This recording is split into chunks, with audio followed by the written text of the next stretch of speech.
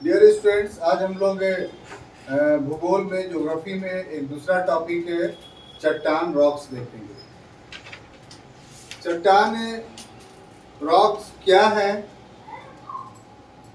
और इसका इस धरती पे अस्तित्व कैसे हुआ, ये थोड़ी देर बाद हम लोग इसका राज खोलेंगे।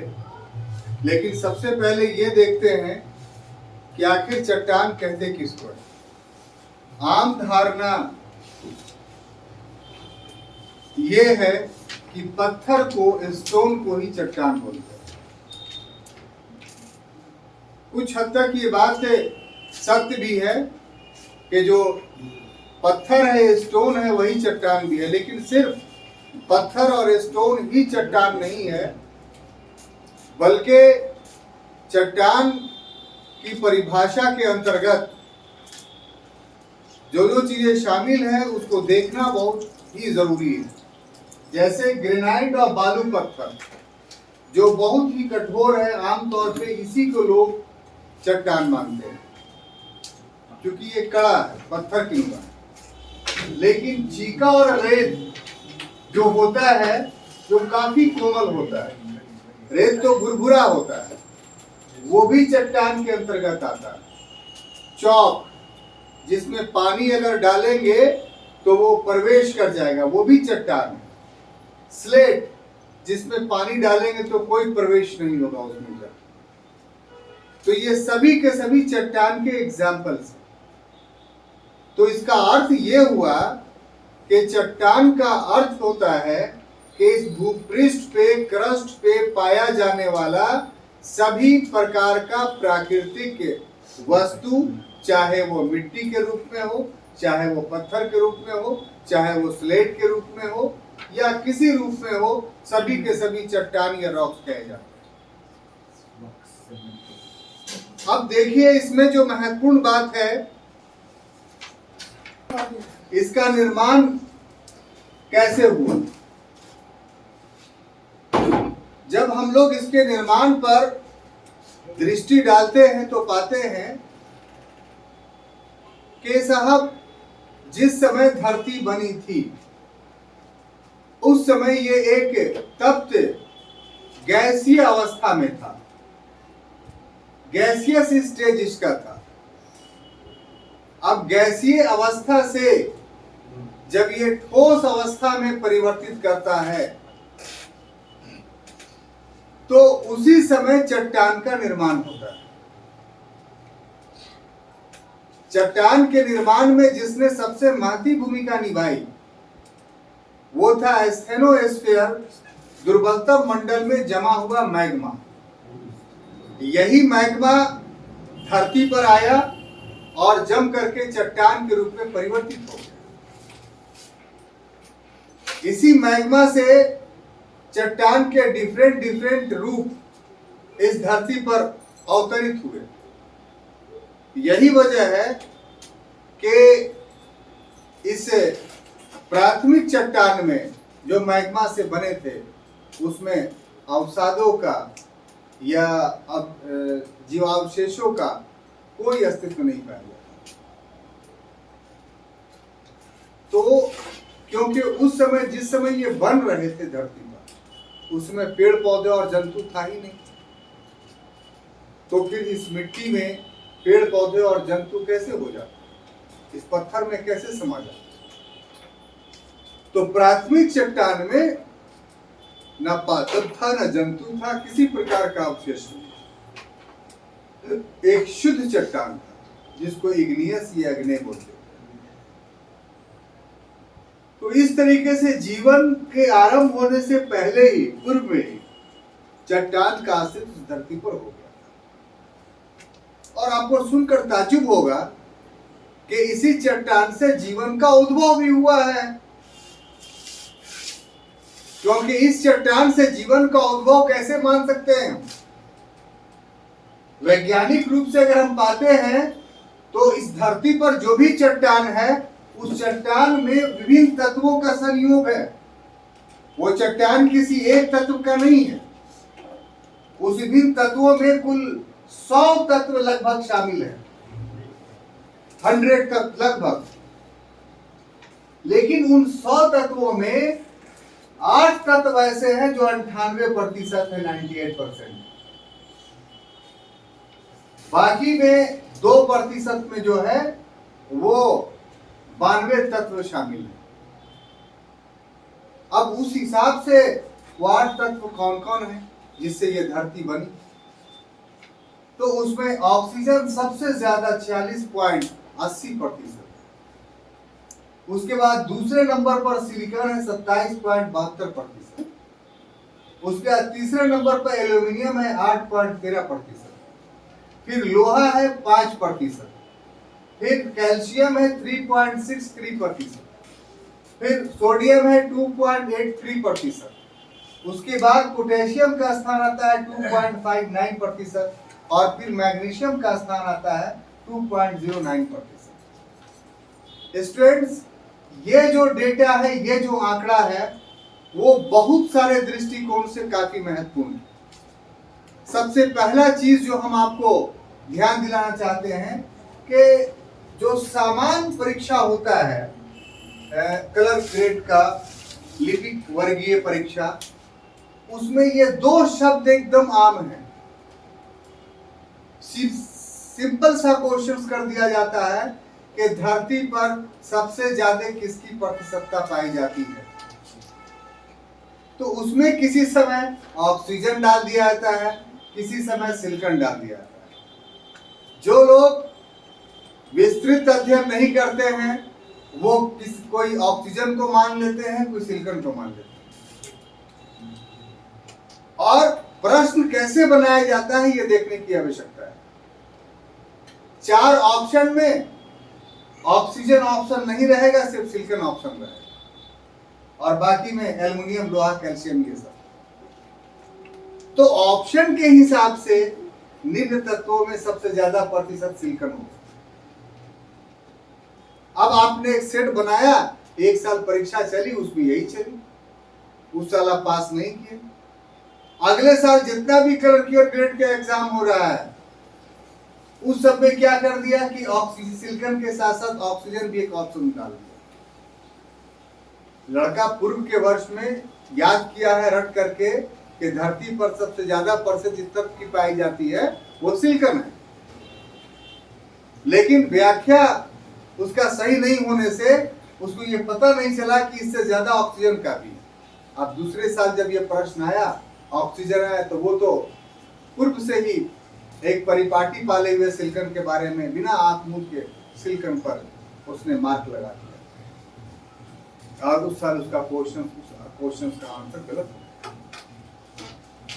तो लिपिक वर्गीय परीक्षा में ये एक प्रॉम्प्ट क्वेश्चन है।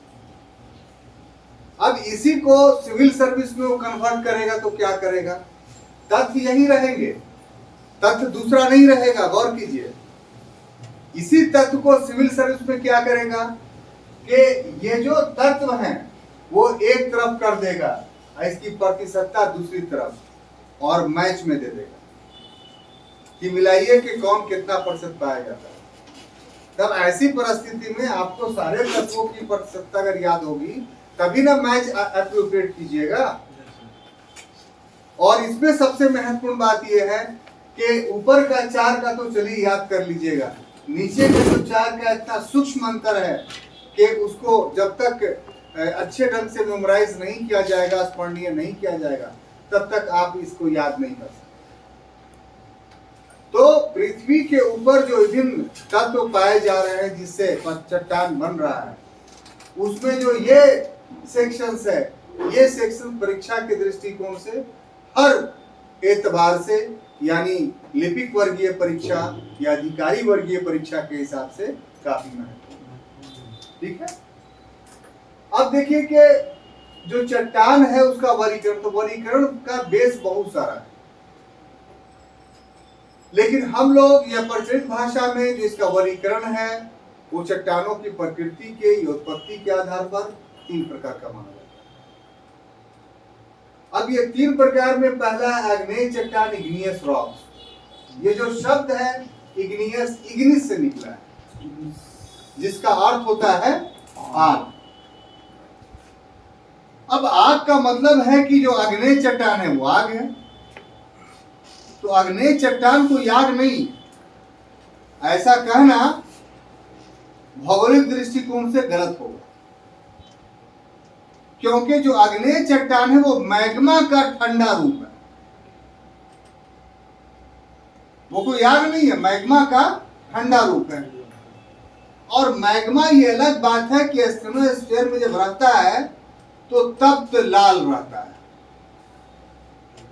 और आग भी जो है वो लाल होता है।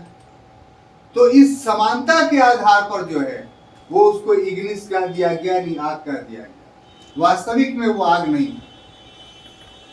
स्पष्ट हुआ ये बात। अब इसका निर्माता मैग्मा था, इसके बारे में जो व्याख्या है वो जान लीजिए कि इसे प्राथमिक शैल बोलते हैं। प्राथमिक शैल क्यों? क्योंकि इसी से फिर यही सबसे पहले शैल बना और इसी शैलों से दूसरे शैलों का निर्माण। इन दो कारणों से इसे प्राइमरी रॉक्स बोला जाता है, क्योंकि सबसे पहले जो है वो इसी शैल का निर्माण हुआ, और दूसरी बात ये कि इसी शैल से अन्य शैलों का निर्माण हुआ। तो इस कारण से इसे प्राथमिक शैल कहा जाता है। अब ऐसी स्थिति में इसमें जीवाश्मों का अभाव पाया जाता है। पूर्व में ही बताया कि जिस समय ये प्राथमिक शैल था, जिस समय ये बना, उस समय पृथ्वी पे ना ही पादप थे और ना ही जंतु था। तो जब पादप और जंतु थे ही नहीं तो फिर फॉसिल्स उसके कहां से मिलेंगे?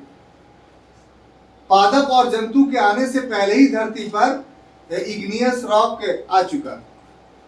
और फिर यह भी बात है कि यदि तर्क के खातिर मान ले कि रहता भी अगर पादप और जंतु, तो ये तप्त आग का गोला था, ऐसी परिस्थिति में वो जल जाता, वो इसका भाग बन ही नहीं सकता था।